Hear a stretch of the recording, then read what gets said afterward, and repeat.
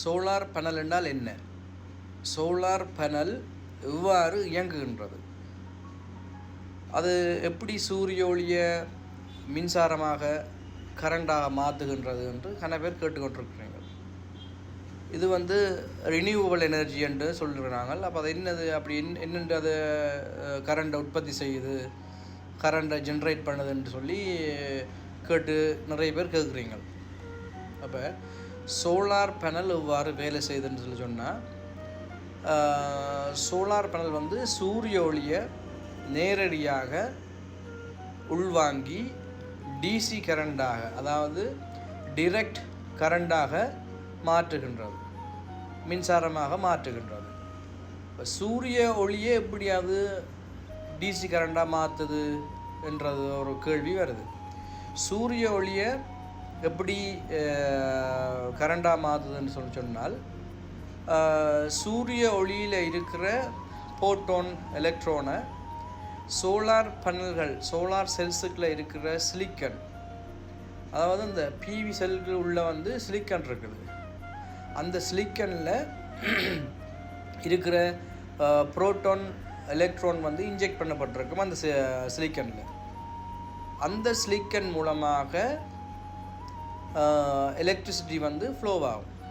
எப்படி அது சிலிக்கனுக்குள்ள electricity flow ஆகும்னு கேட்டால், இப்போ லைட்டில் இருக்கிற சூரியனில் இருந்து வர சன்லைட்டில் இருக்கிற வெளிச்சத்தில் புரோட்டான் எலக்ட்ரான் சொல்லப்படுற புரோட்டான் என்று சொல்லப்படுகிற அணுக்கள் இருக்கின்றது. அந்த அணுக்கள் சோலார் பேனலில் இருக்கிற அந்த சிலிக்கானுக்குள்ளே இன்ஜெக்ட் பண்ணப்பட்டிருக்கிற சிலிக்கான் எலக்ட்ரானோட